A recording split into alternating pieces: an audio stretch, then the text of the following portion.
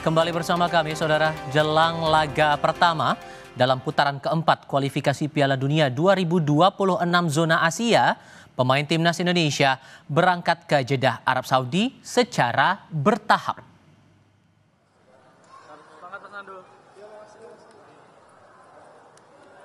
Sebelas pemain yang berlaga di laga super, diantaranya Jordi Amat, Rizky Ridho, dan Hernando Ari terbang menuju Arab Saudi pada Kamis siang. Sementara pemain lain yang merumput di Liga Asia lainnya sebagian sudah diterbangkan kemarin.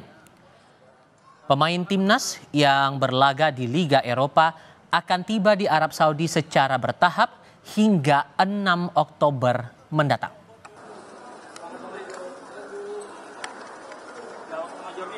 Dari Super League yang dari Jakarta, hari ini kita berangkat, ya, ada 11 pemain, Ridho, Kambuaya, Yakob, Yance, dan seterusnya, ada 11 pemain.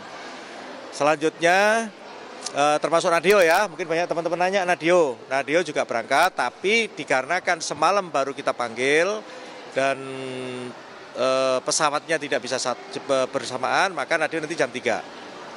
Selanjutnya untuk yang dari Bangkok, ini tadi barusan sudah landing di Jeddah. Yang Sananta juga barusan saja landing di Jeddah. Terus yang lain dari Eropa itu ada jadwal hari ini, ada jadwal tanggal 4, ada jadwal tanggal 5, dan terakhir itu tanggal 6. Artinya memang datangnya bergelombang, tidak bersamaan. Tapi sebagian besar itu hari ini dan besok. Perlu dipahami, saudara, timnas Indonesia akan melakoni laga putaran keempat penentu lolos tidaknya ke Piala Dunia 2026 melawan dua kekuatan Timur Tengah.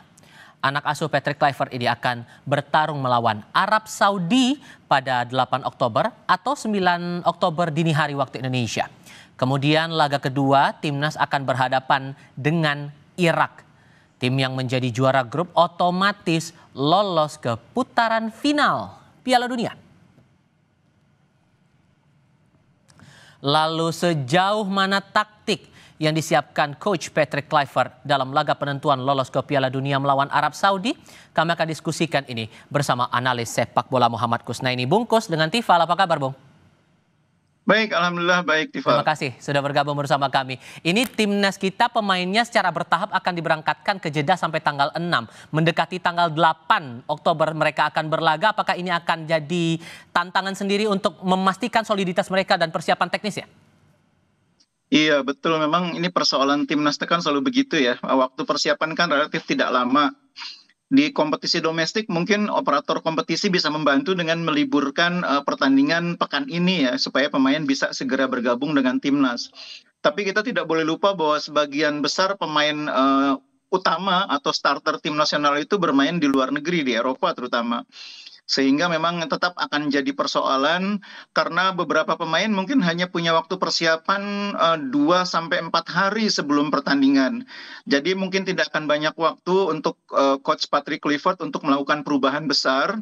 Saya membayangkan bahwa apa yang dilakukan dalam pertandingan uji coba 2 pertandingan bulan September lalu menghadapi China Taipei dan kemudian menghadapi Lebanon adalah gambaran apa yang akan disiapkan oleh Coach Patrick Kluivert untuk pertandingan esok.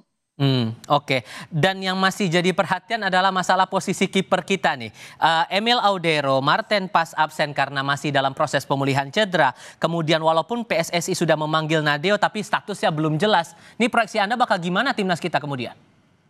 Iya, saya memang agak risau kalau statusnya Martin Pas, ya, karena dia ini sudah 1,5 bulan kalau nggak salah tidak bertanding untuk klubnya. Meskipun di pertandingan terakhir dia sudah bisa dibawa oleh timnya, tapi kan belum menunjukkan kebugaran yang kita harapkan, ya, sehingga saya agak ragu dengan kondisinya Martin Pas. Tapi kalau Audero, saya pikir dengan tidak dimainkannya dia di pertandingan terakhir lawan Como itu kan sebetulnya sebuah upaya preventif, ya, untuk mencegah dia mengalami cedera yang lebih serius. Ini saya pikir kita harus apresiasi tim medis Cremonese yang sudah memberikan early warning, ya, sehingga Audero punya waktu sekitar mungkin 7-9 hari untuk pemulihan, ya, sampai ke pertandingan. Jadi kalau Odero saya masih punya sedikit optimisme dia masih bisa pulih menjelang pertandingan tanggal 8 nanti.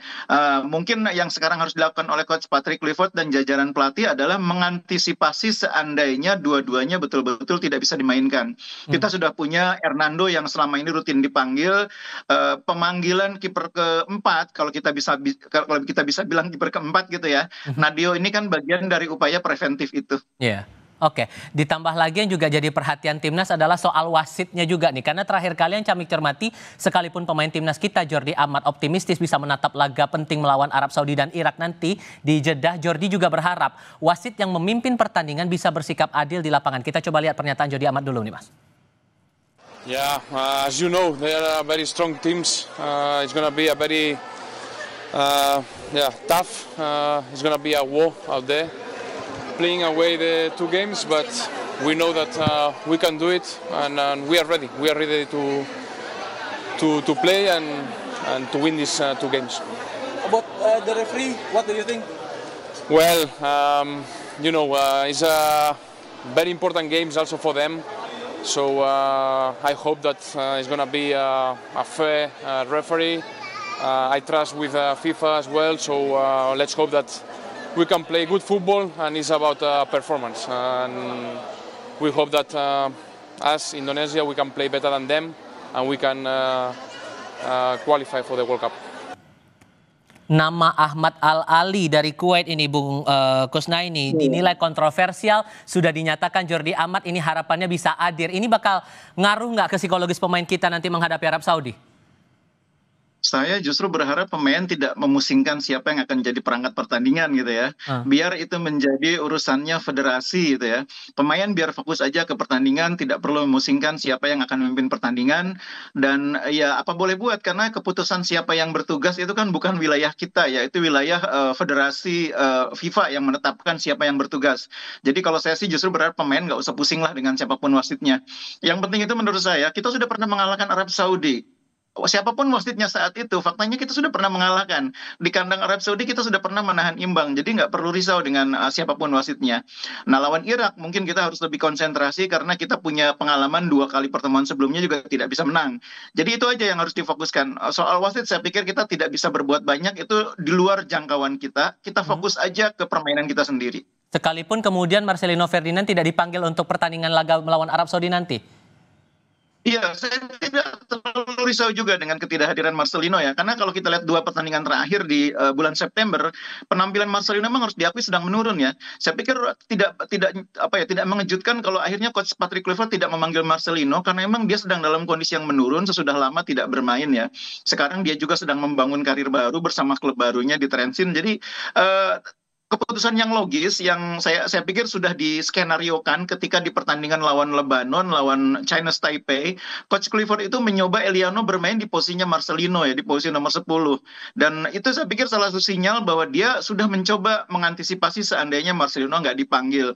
Dia juga sudah mencoba mengantisipasi kalau misalnya Ole Romani tidak bisa main. Karena ada kemungkinan kan meskipun Ole dipanggil belum tentu bisa main. Dia sudah mengantisipasi dengan memberi menit bermain kepada pemain yang lain ya, termasuk Sananta. Ini bagian dari skenario semua, termasuk Miliano dimainkan di wing kanan. Itu juga bagian dari skenario di pertandingan sebenarnya nanti. Mungkin posisi wing kanan itu akan menjadi area di mana Miliano akan menjadi andalan di sektor sayap kanan. Jadi 2 pertandingan lawan Lebanon dan lawan China Taipei menurut saya gambaran yang sangat kuat tentang skenario yang disiapkan oleh Coach Patrick Clifford untuk pertandingan menghadapi Arab dan Irak nanti. Oke, mengutip pernyataan Pak Sumarji terakhir kepada wartawan, kita harus lolos. Pak Ketum sudah menyampaikan berulang kali agar yang berada di tim itu betul-betul berjuang dan berjuang dengan sangat keras. Ia menegaskan kembali ini harga diri bangsa kita. Tapi kalau membaca lawan kita Arab Saudi yang pertama ini dari waktu ke waktu, hal apa yang rasanya perlu diantisipasi betul dengan waktu persiapan yang sangat mepet ditambah tim kita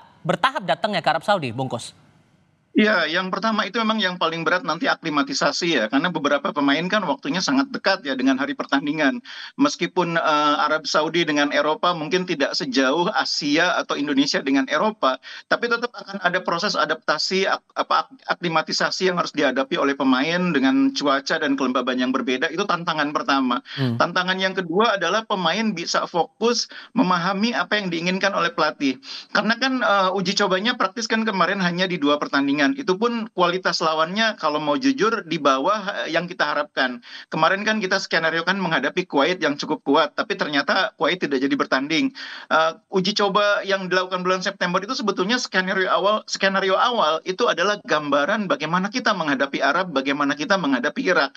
Sayangnya kan tidak sepenuhnya tercapai. Nah, itu nanti kita harapkan di pertandingan sebenarnya pemain bisa tampil tetap fokus, tetap konsisten seperti yang sudah dialami dalam 2 uji coba bulan September kemarin. Sehingga singkatnya menurut Anda kans kita untuk bisa unggul dalam laga pertama ini berapa persen kira-kira? Saya pikir masih 50% ya, kita tidak di bawah Arab Saudi. Kita masih punya peluang untuk menang meskipun bermain di kandang lawan, meskipun jatah supporter kita dibatasi hanya 8%. Peluang kita menang masih ada minimal 50%, bahkan melawan Arab Saudi tidak mustahil bisa lebih. Tinggal itu dimaksimalkan di tanggal 8 Oktober atau nanti akan ditayangkan tanggal 9 Oktober dini hari waktu Indonesia. Bungkus, terima kasih sudah berdiskusi bersama saya hari ini. Selamat sore, Bung.